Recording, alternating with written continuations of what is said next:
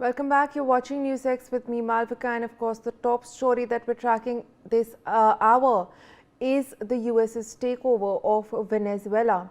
Now, over the past several months, US intelligence agencies closely tracked Venezuelan President Nicolás Maduro's daily routines. A compact team featuring an insider from within the Venezuelan government kept tabs on the 63-year-old leader's sleeping arrangements, diet, clothing choices, and even his pets. By early December, authorities had approved a high-stakes operation known as Operation Absolute Resolve, the product of extensive preparation and training exercises. These drills involved US Special Forces constructing a precise, full-scale model of Maduro's fortified residence in Caracas to refine their assault and infiltration tactics.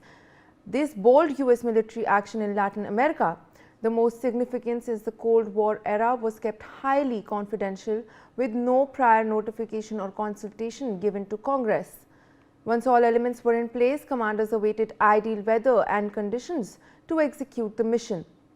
Now, the Venezuelan President Maduro and his wife are both in custody of the USA's DEA on charges of narco-terror and possession of machine guns and restricted arms. I am being joined by Mr. Anand Mittal, former Chief of Staff to Senator Mitch McConnell, who joins us as we, of course, take a look at this big story. So thank you so much for speaking to us here on NewsX. And of course, we're taking a look at the US's action in Venezuela. And the first question that arises is, what led? We've seen that there were months of preparations going on, and a very important point, of course, is that there was no prior congressional approval. That was also sought by the US with keeping in mind the secrecy of the operation. How do you view these strikes? How do you view this action of the United States in Venezuela? And what exactly is the legality of this, do you think? Yeah, thank you for having me. I think from the American perspective, this has been a long time coming, not just from President Trump. During the time of President Obama, President Biden, President Bush, Venezuela has been a failed state for many, many years. Many Venezuelans who have emigrated to the United States will tell you that this was a long time coming. This was long overdue. And so in terms of the legality, I would say this is more in line with the raid on bin Laden's compound in Pakistan, where the U.S. violated Pakistan's sovereignty, or the arrest of Noriega in the 1980s under President George H.W. Bush, or even the Grenada invasion during President Reagan, which is that the United States will enforce well, it's not just a case of enforcing international law, but the United States will definitely not, brook interference in the Americas, and so I think this is part of that, and what some people are calling the new Monroe Doctrine, modeled after the Monroe Doctrine, where President James Monroe told the European powers to stay out of South America and the Americas, and so the legality of this is going to be discussed, obviously, because everything is up for discussion. But I think in a general sense, the executive powers of the president are pretty outlined in the Constitution under Article 2. And they include national security guidelines that the president can take action unilaterally if he wants to preserve the national security of the United States. And so, Venezuela was declared to be a narco state. Again, whether other countries agree or not, the United States certainly found the legal backing for that. The election of Nicolás Maduro and even Hugo Chavez years ago was considered to be rife with corruption. And so the government itself was viewed as an illegitimate government. And so President Trump, once he declared Venezuela to be a narco state and not a legitimate state, then it was more in line with taking out Noriega in 1989, where it was believed to be in the interest of the security of the United States, because Venezuela is exporting not just drugs, they're exporting crime, they're exporting gangs. Venezuelan gangs have shown up in the United States, and so it was simply not in the interest of the United States national security, in the sense of preventing the interdiction of drugs, preventing crime, preventing China and Russia from getting a foothold. Venezuela is very close to the Chinese and to the Russians. The President Maduro was having a discussion or meeting with the Chinese right before the operation that day, just yesterday. So this was clearly something that President Trump felt that he had to do, had been preparing for it all year, and finally was able to do it. In terms of congressional approval, again, as I said, President Obama, there's been plenty of precedent. President Obama, Democrats and Republicans, President Clinton, President Bush, have not sought approval for certain operations that take out major leaders who the United States believe are a threat to the United States national security. And so in terms of congressional approval, I don't think it was necessary. Now, certainly in this coming year, there's going to be elections. And so if the House, the Congress flips, if the House flips, then certainly the Democrats who will be controlling the House next year in 2027 will then ask for accountability from the Trump administration's officials.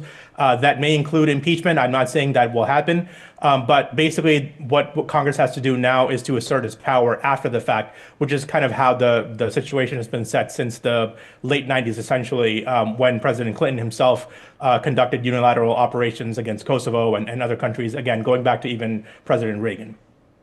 Absolutely, sir. And I would, also like to get your perspective on the official statement that has come out after the US strikes. US President Donald Trump, he come out and he very clearly stated that the US is obviously going to be taking over Venezuela for the time being, unless a proper change of power can be overseen over there.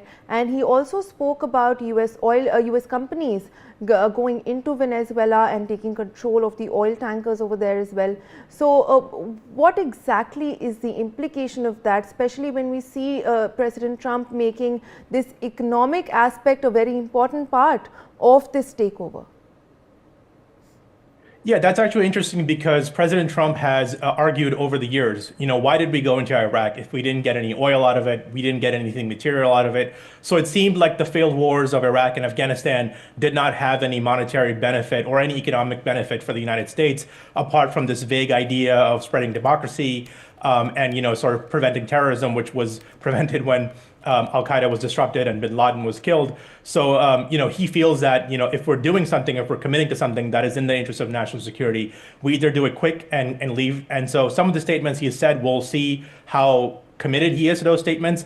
But I think he's, again, setting the template for his administration, which is that he's not simply going in doing regime change just for the sake of it, just for this vague notion of spreading democracy. He's not talking about the rules-based international order. He's talking about tangible benefits to the United States. And yes, to be clear, Venezuela is one of the largest oil producers in the world. It has vast mineral deposits and natural resources that are part of the global oil market, the energy market. So if President Trump is saying that we, as Americans, if he's justifying this action by saying it's going to benefit America, I think that's more of, I would say, again, it's very sometimes difficult to differentiate what the PR mode is for President Trump, and then all of a sudden he's then sending in the SEALs. So some of the things he says actually end up being true, and some of them end up not being true. But I think it's a different way of communicating than people who sort of would show up at the press conferences, presidents and national security officials, and would say, well, we're spreading democracy. These people want us there. I don't think America has any appetite for an occupation. There are many Venezuelan dissidents, including the Nobel Peace Prize winner, whose name I'm forgetting currently, but who has said that they will return to Venezuela and help set up a new government. I think that is likely to happen. Many Venezuelan dissidents are very influential in the Republican Party. So I think there's going to be some level of attenuated or managed takeover in terms of regime change. But I don't think the American public and President Trump and the Republican base has any appetite for occupation or occupying the country of Venezuela and sort of being seen as, invaders and colonizers. So I just don't think that's going to happen. But yes, I think if a new government comes in, certainly the top priority for the United States would be making sure that Russia and China stay out of Venezuela's business, and therefore America's business, and staying out of the Americas, the continents. And then also making sure that the United States gets a good deal out of that from the various companies. And let's be fair, when Hugo Chavez took over in 2002, Venezuela was one of the top economies of South America. So the question here is the United States interference and regime change going to be beneficial to the people of Venezuela, or is it going to be beneficial to certain interests? And what we've seen for the last 20 years is you can talk to any Venezuelan who is here in America or on social media. Most Venezuelans are celebrating. Most Venezuelans are saying this is a good thing because Venezuela really was a shining light of South America 20 years ago. It was a rising economy. It was a dynamic economy. And then Hugo Chavez came in, took over, turned all the petroleum industries, all the economy into state-run economies. Excuse me. And so the question now is what the future looks like. And I think most Venezuelans will tell you that the future is actually bright if the transition to a new government, a democratic form of government goes through versus a government that is interested in, again, doing narco terrorism, selling drugs across the border, making deals with the Chinese, buying weapons, and basically threatening American interests in the Southern Hemisphere.